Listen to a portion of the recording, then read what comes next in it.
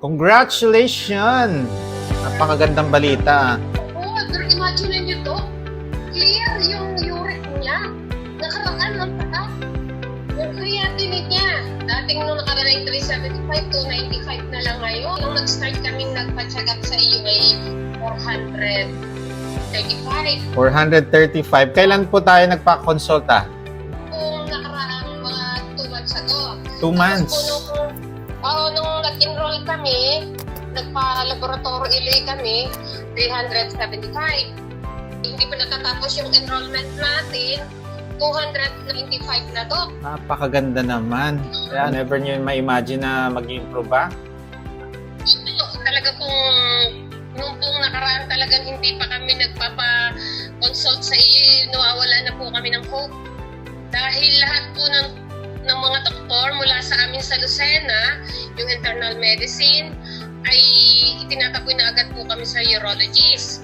Na kasi yun nga daw po, mag-undergo na kami ng dialysis, ipa-offer na yung right kidney, tatanggalin yung right kidney, hanggang pumunta kami sa urologist center, ganun din yung sinasabi, tatanggalin ng right kidney. Sa observation namin, kasi po, December, hindi siya makasakay ng sasakyan eh.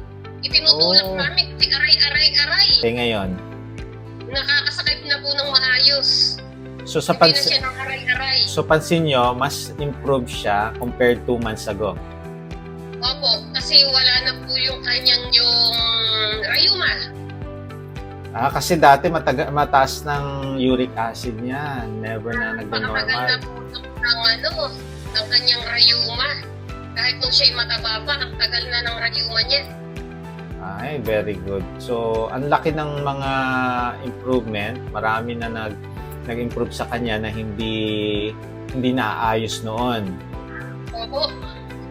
So, sa tingin ninyo, okay ba ang ginawa natin pag monitor? Okay na okay po kasi talagang sa totoo lang, umiyak na nga po kami noon. Mabuti na lang po yung anak ko ay malakas yung fighting spirit niya. Sabi niya, Nay, hindi po natin ipa-opera si tatay. Tayo po ay hahanap ng paraan. Kahit mo, yung kutis nga niya, mas gumanda pa. Oo, mas pinkish nga po eh. O, di ba? Yun yung pagka-inayos mo ang lifestyle, kahit may mga health conditions tayo, mag-i-improve talaga. Kaya, Siguro mahahawa na rin kami. ay dapat lang, sama-sama, tutulungan yung mag-improve yan. Hindi niya magagawa mag-isa yan. Kung makikita niyang ginagawa niyo rin, gagawin din niya yan. Hindi, tsaka sa totoo lang po, napakahirap. Hindi madaling gawin. Kasi minsan po, aminin natin, hindi ba nakaka-check ng pagkain, nakikita ko po biglang tumataas yung BP. Kaya nakikita ko rin yan pagka may something sa mga vital signs, alam kong may ginagawa. Patago, pero hindi makakawala sa observation.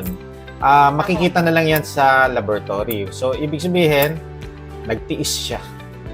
Ayun nga po, awa ng Diyos po, pakiusap.